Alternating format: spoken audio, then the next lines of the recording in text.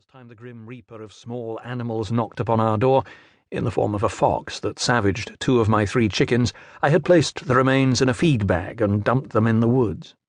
The kids were horrified when they found out. In their view, I had basically disposed of 2 members of the family by feeding them to predators. Things would be different this time, I thought to myself, beginning with a freshly prepared grave. This way, everything would be ready for us to do the decent thing. So, on my return, I chose a spot at the end of the garden where I had kept the hens and began to dig. It wasn't the best place, I realized, on struggling to get through the clay and the roots from a towering oak beside the lane. We were just coming through a hard winter as well, and frost still coated the ground.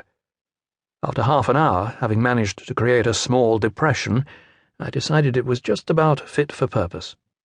With the kids' return imminent, all I had to do was rehearse what I would say. By the time the back door swung open, I was ready to tell them the last thing they wanted to hear. Minutes after I'd ruined their day, my children filed out into the garden as directed. Being young teenage girls, Lou and May were free and easy with their tears. At 6, Honey hadn't really digested what it all meant, while Frank, aged 4, was simply happy to be standing beside the spade.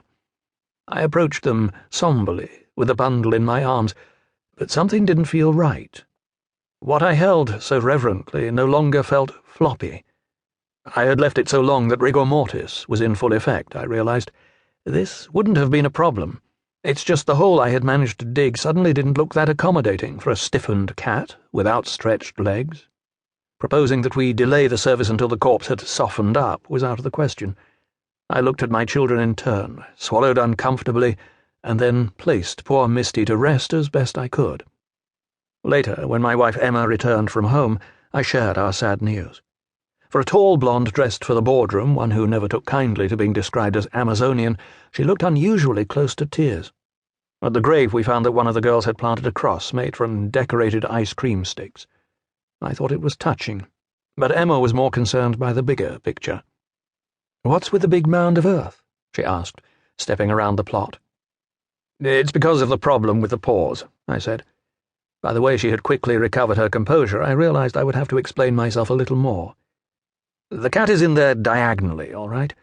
Upside down and diagonally. She wouldn't fit, and I didn't want to upset the children even more, so I told them it was how cats were buried traditionally, in Nepal." For a moment, Emma looked like she was going to kick-start a domestic. Then, watching her eyes finally well up over our loss, I hoped a hug would afford me a reprieve. Deep down she knew I would always try to do the right thing for the family, even if that meant exhuming the body under moonlight and starting all over again. That Misty had left behind a brother was of little consolation. Miso was identical in appearance to his sister. Both black, with white socks, they only differed in their personality. In short, Misty had been outgoing and fun to be around, while Miso wasn't. When it came to avoiding human contact, Miso was a master. In this house, at any rate. We suspected that he chose to work another family nearby, who clearly indulged him with treats. He also had a penchant for hunting wild rabbits, dismembering them and leaving body parts outside the front door. Within the bunny community, I imagine our surviving cat had a reputation as some kind of serial ripper. One summer, Miso was so prolific that I took to leaving a spade outside the door for the sake of convenience. Every time he delivered a severed head, hind leg, bones, or entrails, I'd scoop it all up and fling it into the hornbeam hedge on the other side of the lane. This was a practice I had to stop come autumn, however, when all the leaves dropped to reveal the rabbit's remains. For a long time afterwards, I worried that passers-by would think we had strung up some kind of ghastly pagan offering to ensure that spring would come round again. Showing up only at mealtimes hardly endeared Miso to me, and his indifference to the death of his sister failed to change my view. Our second-born, May, was the only one who tried to identify with him. Nobody dared to point out that the cat clearly hated her as much as any of us. A sensitive child, she could see something in Miso that was invisible to everyone else. Whenever any kind of communication took place, the cat evidently saw her coming. May couldn't bear to see Miso's saucer empty, even if he'd just cleared it. Once she found him lapping from a glass on her bedside table. It led her to believe that this was a cry for help. In May's view, the cat could die from dehydration unless she placed cups brimming with fresh water all around the house, including random steps on the staircase.